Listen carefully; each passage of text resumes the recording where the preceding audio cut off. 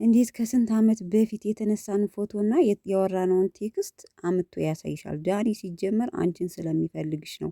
ሰላም ጤና ይስጥልኝ ውድና የተከበራችሁ የመግዲ ኢትዮ ቤተሰቦች እንዴት ናችሁ? ደህና ናችሁ? እኔ በጣም ደህና ነኝ፣ እግዚአብሔር ይመስገን። ባላችሁበት ሰላማችሁ ብዝት ይበልኝ። ያው ተመልሼ መጥቻለሁ በጨረቃዎቹ ጉዳይ ማለት ነው።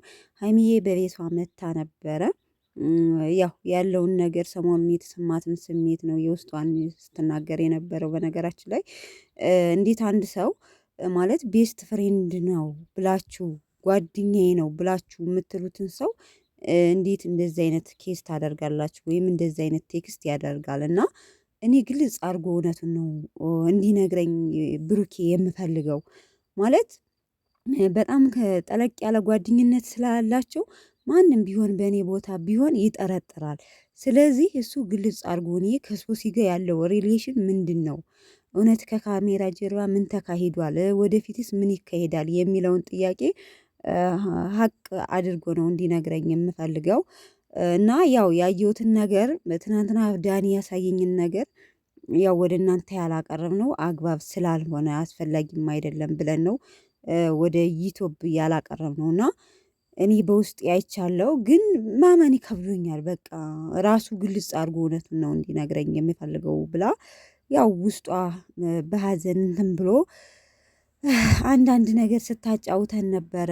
እና ያው በጣም ከባድ ነው ማለት አንዳንዴ እኔና ብሩኬ እኔ በዳኒም ቦታ ቢሆን ዳኒን እረዳዋለሁ።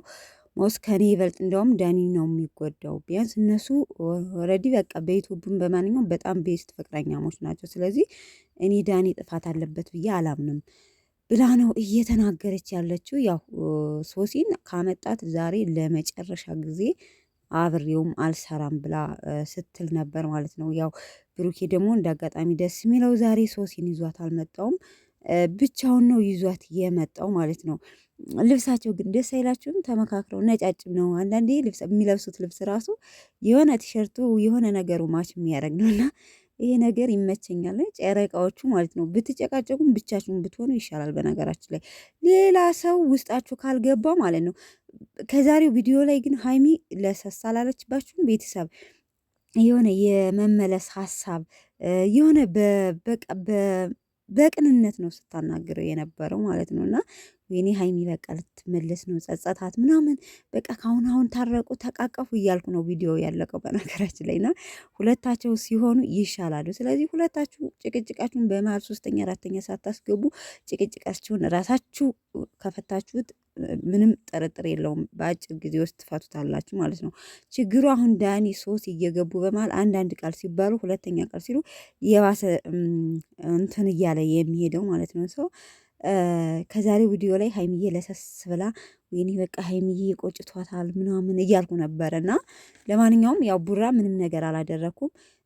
ታሪክ አታዩም ወይ ማለት ብሩኬን አምጥታ ጠየቀችው። ስትጠይቀው ምንድነው ሪሌሽን ሶሲን ትፈልጋታለህ አትፈልግም አትም ነው ያለችው።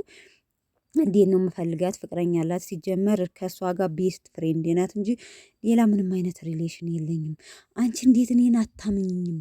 ማንንም አላምንም፣ አይኔን ብቻ ነው የማየው። ያየሁትን ነገር ግን ላምን እችላለሁ አለችው።